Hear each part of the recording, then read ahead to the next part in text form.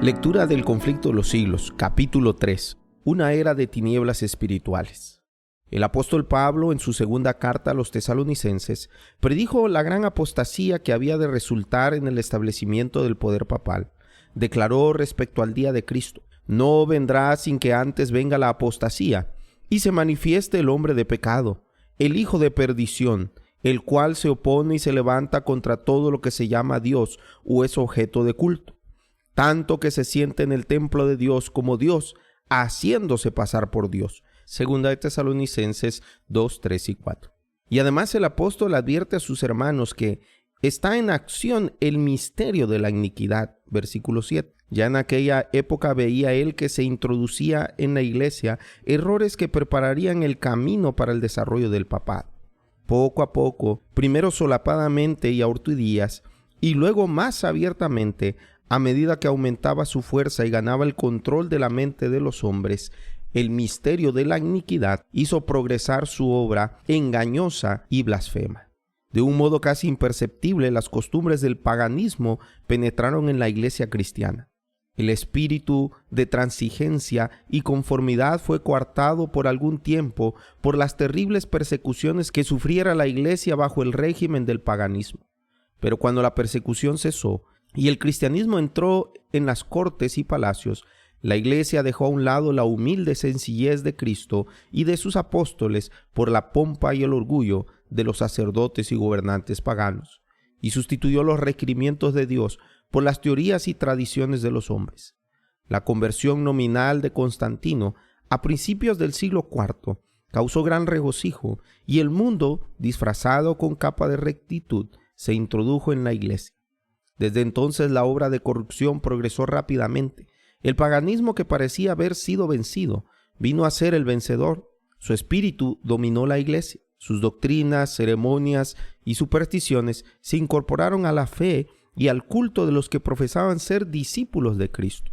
Esta avenencia entre el paganismo y el cristianismo dio por resultado el desarrollo del hombre de pecado, predicho en la profecía como oponiéndose a Dios y ensalzándose a sí mismo sobre Dios. Ese gigantesco sistema de falsa religión es obra maestra del poder de Satanás, un monumento de sus esfuerzos para sentarse en el trono y reinar sobre la tierra según su voluntad. Satanás se había esforzado una vez por hacer claudicar a Cristo. Vino a donde estaba el Hijo de Dios en el desierto para tentarlo, y mostrándole todos los reinos del mundo y su gloria, ofreció entregárselo todo con tal de que reconociera la supremacía del príncipe de las tinieblas. Cristo reprendió al presuntuoso tentador y le obligó a marcharse. Pero al presentar las mismas tentaciones a los hombres, Satanás obtiene más éxito. A fin de asegurarse honores y ganancias mundanas, la iglesia fue inducida a buscar el favor y el apoyo de los grandes de la tierra. Habiéndose rechazado de esta manera a Cristo, tuvo que someterse al representante de Satanás, el obispo de Roma.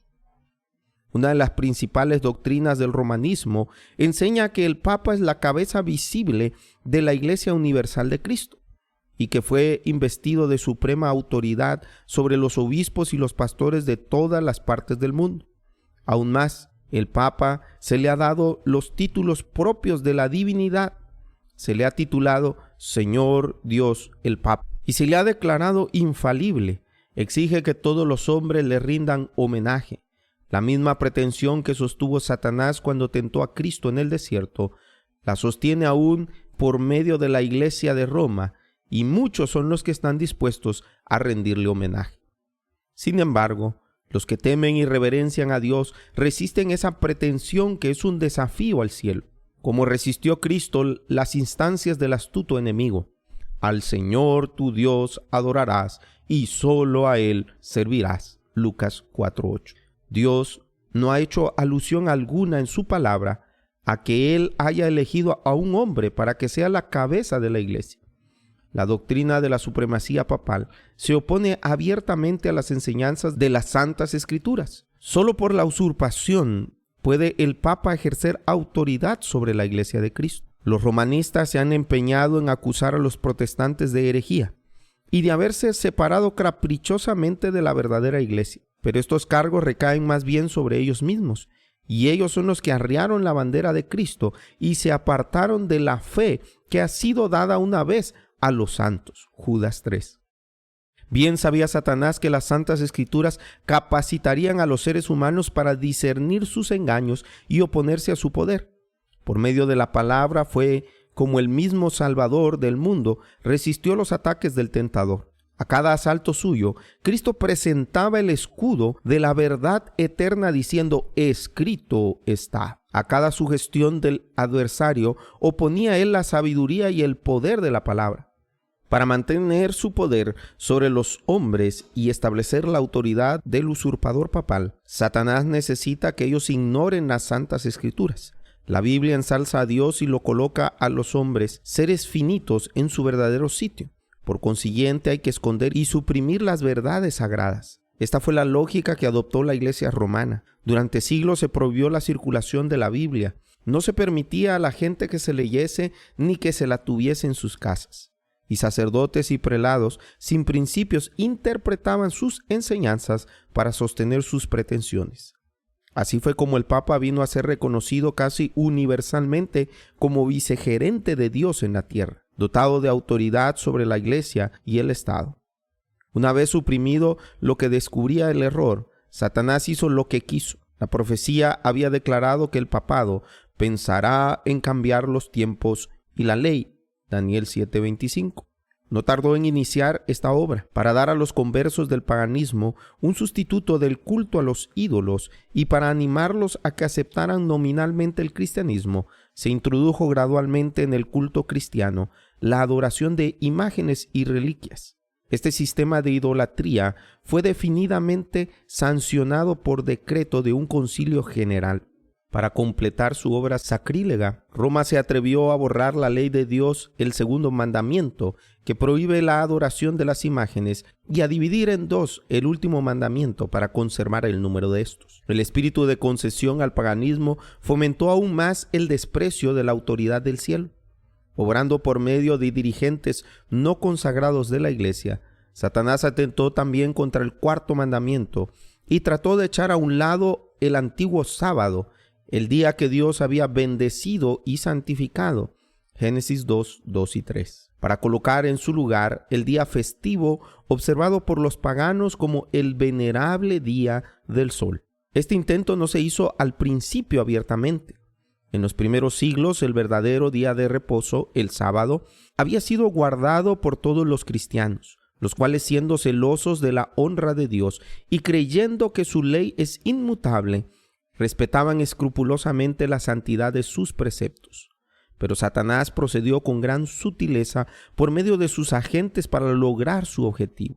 Para llamar la atención de la gente hacia el domingo, fue declarado día de fiesta en honor a la resurrección de Cristo. Se celebraban servicios religiosos en ese día. No obstante, se le consideraba como día de recreo y seguía guardándose piadosamente el sábado. Con el fin de preparar el terreno para la realización de sus fines, Satanás indujo a los judíos, antes del advenimiento de Cristo, a que recargasen el sábado con las más rigurosas exacciones, de modo que su observancia fuera una pesada carga. Aprovechándose luego de la falsa luz que había proyectado sobre él, provocó su desprecio, presentándolo como una institución judía, mientras que los cristianos seguían observando generalmente el domingo como día de fiesta alegre. El diablo los indujo a hacer del sábado un día de ayuno, tristeza y abatimiento para hacer patente su odio al judaísmo. Al principio del siglo IV, el emperador Constantino expidió un decreto que hacía el domingo un día de fiesta pública en todo el imperio romano. El día del sol fue reverenciado por sus súbditos paganos y honrado por los cristianos, pues era política del emperador conciliar los intereses opuestos del paganismo y el cristianismo. Los obispos de la Iglesia, inspirados por su admonición y su sed de dominio, le hicieron obrar así, pues comprendieron que si el mismo día era observado por cristianos y paganos, ellos llegarían a aceptar nominalmente el cristianismo, y ello redundaría en beneficio del poder y la gloria de la Iglesia. Pero a pesar de que muchos cristianos piadosos fueron inducidos gradualmente a considerar que el domingo poseía cierto grado de santidad, No dejaron de considerar el verdadero sábado como el día santo del Señor, ni de observarlo en cumplimiento del cuarto mandamiento. Pero no paró aquí la obra del gran engañador. Había resuelto reunir al mundo cristiano bajo su bandera y ejercer su poder por medio de su vicario, el orgulloso pontífice, que aseveraba ser el representante de Cristo. Realizó su propósito valiéndose de paganos semiconvertidos, de prelados ambiciosos y de clérigos amigos del mundo. De vez en cuando se celebraban grandes concilios en los que se reunían los dignatarios de la iglesia de todas partes del mundo. Casi en cada concilio, el día de reposo que Dios había instituido era deprimido un poco más, en tanto que el domingo era exaltado en igual proporción. De este modo, la fiesta pagana llegó a ser honrada como institución divina, mientras que el sábado de la Biblia era declarado reliquia del judaísmo y se pronunciaba una maldición sobre sus observadores. El gran apóstata había logrado ensalzarse a sí mismo sobre todo lo que se llama Dios o es objeto de culto. Segunda de Tesalonicenses 2:4. Se había atrevido a alterar el único precepto de la ley divina que enseñaba de un modo infalible a toda la humanidad al Dios viviente y verdadero. En el cuarto mandamiento, Dios se revela como el creador de los cielos y la tierra, y distinto por lo tanto de todos los dioses falsos. Como monumento conmemorativo de la obra de la creación, fue santificado el día séptimo como día de descanso para el hombre. Estaba destinado a recordar siempre a los hombres que el Dios viviente es fuente de toda existencia y objeto de reverencia y adoración. Satanás se esfuerza por disuadir a los hombres de que se sometan a Dios y obedezcan a su ley, y por lo tanto dirige sus golpes especialmente contra el mandamiento que presenta a Dios como el Creador. Los protestantes alegan ahora que la resurrección de Cristo en domingo convirtió a dicho día en el día del Señor. Pero las Santas Escrituras en nada confirman este modo de ver. Ni Cristo ni sus apóstoles confirieron semejante honor a ese día.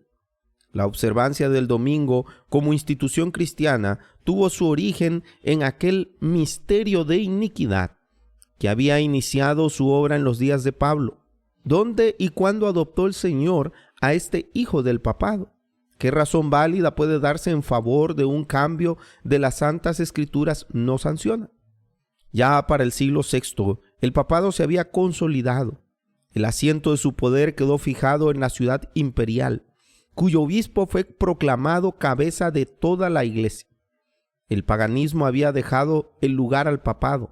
El dragón dio a la bestia su poder, su trono y gran autoridad. Apocalipsis 13:2. Entonces empezaron a correr los 1260 años de la opresión papal predicha en las profecías de Daniel y Apocalipsis. Daniel 7:25 y Apocalipsis 13:5 al 7.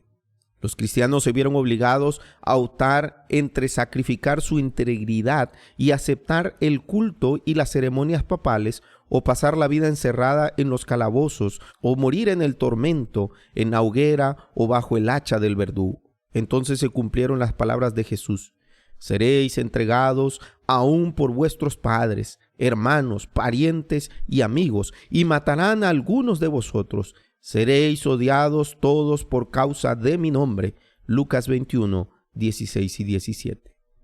La persecución se desencadenó sobre los fieles con mayor furia que nunca, y el mundo vino a ser un vasto campo de batalla. Durante siglos la Iglesia de Cristo no halló más refugio que en la reclusión y en la oscuridad. Así lo dice el profeta.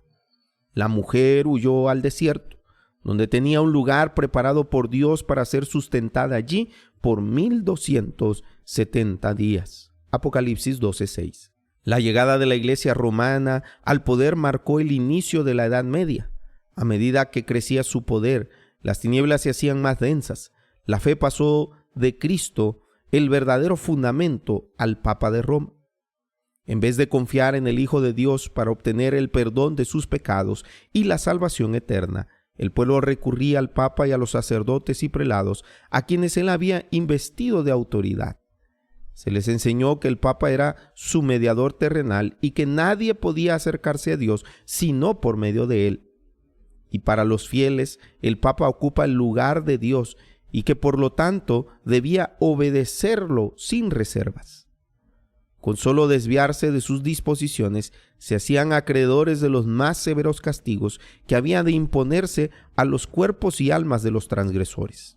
Así fueron los espíritus de los hombres desviados de Dios y dirigidos hacia hombres falibles y crueles. Sí, aún más, hacia el mismo príncipe de las tinieblas que ejercía su poder por intermedio de ellos.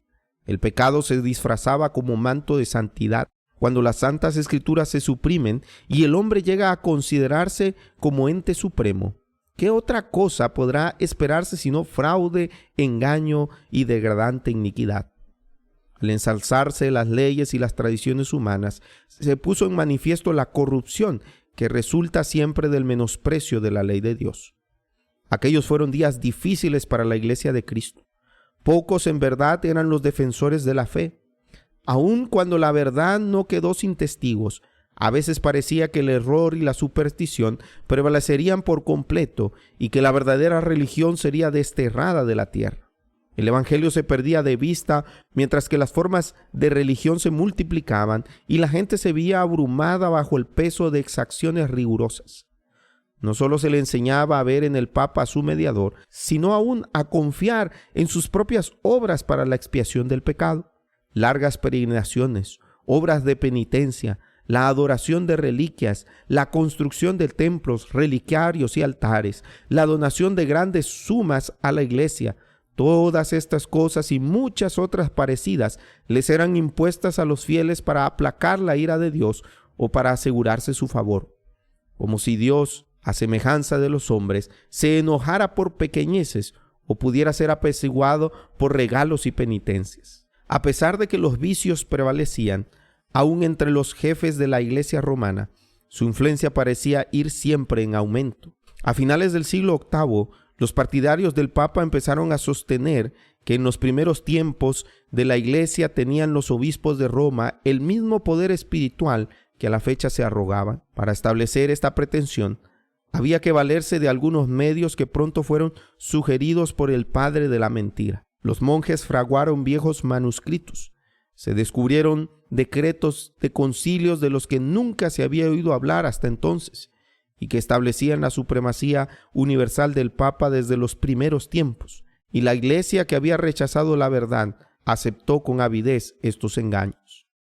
Los pocos fieles que edificaban sobre el cimiento verdadero, 1 Corintios 3, 10 y 11, estaban perplejos y trabados, pues los escombros de las falsas doctrinas entorpecían el trabajo. Como los constructores en los muros de Jerusalén, en tiempo de Nehemías, algunos estaban por exclamar: las fuerzas de los acarreadores debilitado y el escombro es mucho, no podemos reconstruir. Debilitados por el constante esfuerzo que hacían contra la persecución, el engaño, la iniquidad y todos los demás obstáculos que Satanás inventara para detener su avance, algunos de los que habían sido fieles edificaron fundamento verdadero.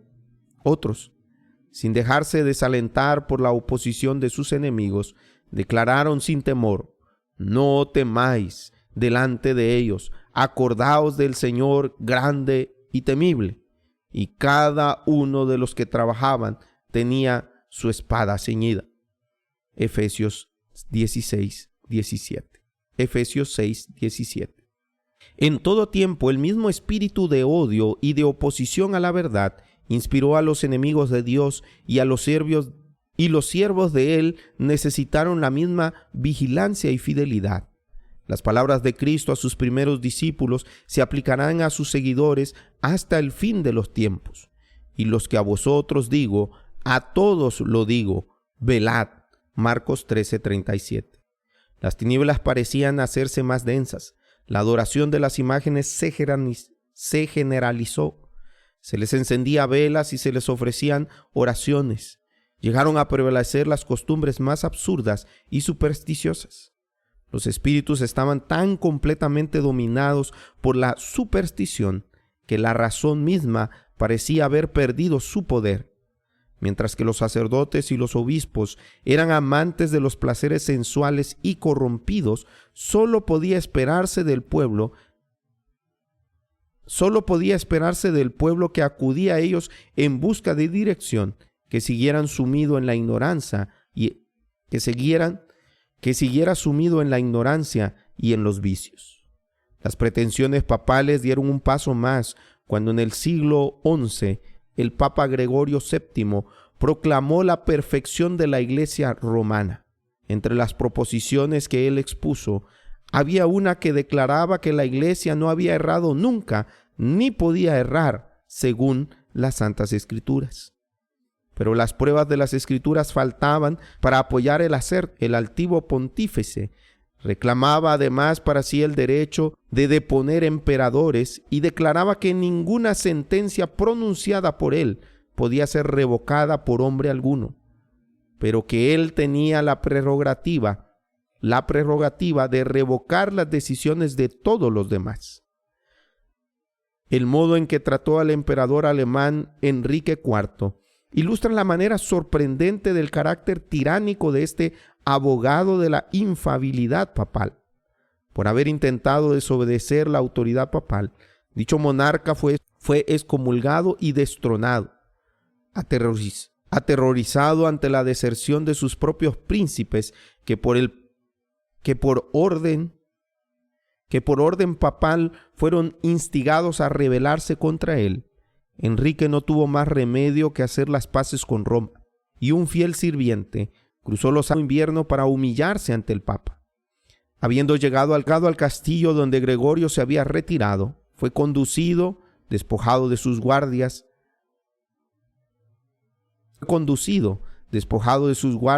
a un patio exterior frío del invierno, con la cabeza descubierta. El permiso del Papa para llegar a su presencia. Solo el pontífice en perdonarlo. Y aún entonces le fue concedida esa gracia con la condición de que el emperador esperaría la venida del Papa antes de reasumir las insignias reales o de ejercer su poder. Y Gregorio, envanecido con su triunfo, se jactaba de que era su deber abatir la soberbia de los reyes. Cuán notable contraste, quien se presentaba a sí mismo como llamando a la puerta del corazón para ser admitido en él y traer perdón y paz, y enseñó a sus discípulos: el que quiera ser el primero entre vosotros será vuestro siervo. Mateo 20:27. Los siglos que se sucedieron presenciaron un constante aumento del error de las doctrinas sostenidas por Roma. Aún antes del establecimiento del papado, las enseñanzas de los filósofos paganos habían recibido atención y ejercido influencia dentro de la Iglesia. Muchos de los que profesaban ser convertidos se aferraban aún a los dogmas de una filosofía pagana, y no solo seguían estudiándolos ellos mismos, sino que inducían a otros a que los estudiaran a fin de extender su influencia entre los paganos. Así se introdujeron graves errores en la fe cristiana. Uno de los principales fue la creencia en la inmortalidad natural del hombre y en su estado consciente después de la muerte. Esta doctrina fue la base sobre la cual Roma estableció la invocación de los santos y la adoración de la Virgen María. De la misma doctrina se derivó también la herejía del tormento eterno para los que mueren impenitentes, que muy pronto figuró en el credo papal. De este modo se preparó el camino para la introducción de otra invención del paganismo, a la que Roma llamó purgatorio, y de la que se valió para aterrorizar a las muchedumbres crédulas y supersticiosos. Con esta herejía, Roma afirma la existencia de un lugar de tormento en el que las almas de los que han merecido eterna condenación han de ser castigadas por sus pecados, y donde, una vez limpias de impureza, son admitidas en el cielo. Una impostura más necesitaba Roma para aprovecharse de los temores y los vicios de sus adherentes. Fue esta la doctrina de las indulgencias. A todos los que se alistasen en las guerras que emprendía el pontífice, para extender su dominio temporal, castigar a sus enemigos o exterminar a los que se atreviesen a negar su supremacía espiritual, se concedía plena remisión de los pecados pasados, presentes y futuros, y la condonación de todas las penas y castigos merecidos.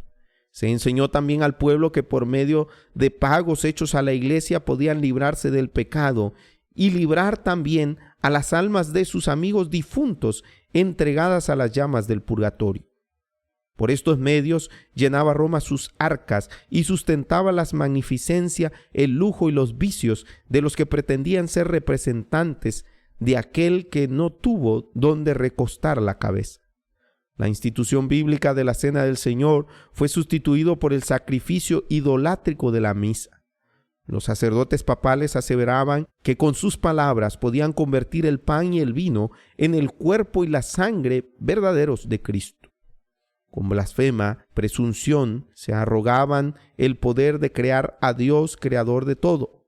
Se les obligaba a los cristianos bajo pena de muerte a confesar su fe en esta horrible herejía que afrentaba el cielo. Multitudes que se negaron a ellos fueron entregados a las llamas. En el siglo XIII se estableció la más terrible de las invenciones del papado, la Inquisición. El príncipe de las tinieblas obró de acuerdo con los jefes de la jerarquía papal. En sus concilios secretos, Satanás y sus ángeles controlaban las mentes de los hombres perversos, mientras que invisible acampaba entre ellos un ángel de Dios que llevaba apunte de sus malvados decretos y escribía la historia de los hechos por demás horrorosos para ser presentados a la vista de los hombres. Babilonia la Grande fue embriagada de la sangre de los santos. Los cuerpos mutilados de millones de mártires claman a Dios por venganza contra aquel poder apóstata. El papado había llegado a ejercer su despotismo sobre el mundo. Reyes y emperadores acataban los decretos del pontífice romano. El destino de los hombres en ese tiempo y para la eternidad parecía depender de su albedrío. Durante siglos, las doctrinas de Roma habían sido extensa e incondicionalmente recibidas, sus ritos cumplidos con reverencia y sus fiestas observadas por todos. Su clero era colmado de honores y sostenido con liberalidad. Nunca desde entonces ha alcanzado Roma tan grande dignidad, magnificencia ni poder. Pero el apogeo del papado fue la medianoche del mundo. Las Sagradas Escrituras eran casi desconocidas, no solo del pueblo, sino de los mismos sacerdotes. A semejanza de los antiguos fariseos, los dirigentes papales aborrecían la luz que habría revelado sus pecados. Rechazada la ley de Dios, modelo de justicia, ejercieron poderío sin límites y practicaron desenfrenadamente los vicios. Prevalecieron el fraude, la avaricia y el libertinaje. Los hombres no retrocedieron ante ningún crimen que pudiese darles riqueza o posición. Los palacios de los papas y de los prelados eran teatros de los más viles excesos. Algunos de los pontífices reinantes se hicieron reos de crímenes tan horrorosos que los gobernantes civiles tuvieron que procurar deponer a dichos dignatarios de la Iglesia como monstruos demasiado viles para ser tolerados. Durante siglos, Europa no progresó en las ciencias, ni en las artes, ni en la civilización. La cristiandad quedó moral e intelectualmente paralizada. La condición en que el mundo se encontraba bajo el poder romano resultaba en cumplimiento espantoso e impresionante de las palabras del profeta Oseas. Mi pueblo fue destruido porque le faltó conocimiento. Por cuanto desechaste el conocimiento, yo te echaré del sacerdocio. Puesto que olvidaste la ley de tu Dios, también yo me olvidaré de tus hijos. No hay verdad, ni misericordia, ni conocimiento de Dios en la tierra. El perjuicio y la mentira, el asesinato, el robo y el adulterio prevalecen, y se comete homicidio tras homicidio. Oseas 4:6, 1-2. Tales fueron los resultados de haber desterrado la palabra de Dios.